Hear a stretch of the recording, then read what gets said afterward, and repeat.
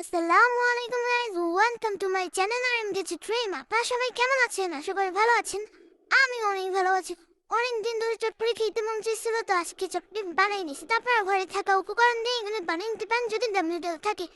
তো এখানে ডাব্লিউডেল থেকে সেদ্ধ করে নিয়েছি, সাথে একটা আলুও নিয়েছি, আরও কত মশলাপাতি দিয়ে। মশলাপাতিটা নিজেই বানানো হাতে।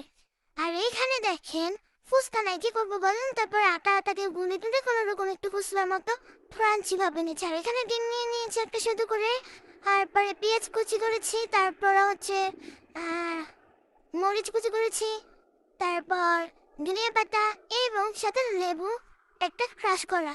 আর এখানে আছে টক। এত মজা টক হচ্ছে, মানে বলে বুঝাতে পারবো না, টক অনেক মজা হয়েছে। এটা চটপাটির চাইতে ফুচকার সাথে খেতে বেশি মজা লাগে। হ্যাঁ, দেখতেই তো দেখেন, জাস্ট লুক, ও মাই গড, একটু লোভনীয় চটপটিটা। তো আমি পুরোপুরি এভাবে সেট করে আপনাদের দেখাতে পারিনি, খুবই দুঃখিত, বাট ঠিক দেখাতে পারছি। এটাই অনেক, তাই না? তো এই যে মিক্স করে দেখেন এক চামচ খেয়ে নিলাম। লোভ সামলাতে পারছি না, ভিডিওর মধ্যে কি খেয়ে দেখাচ্ছি।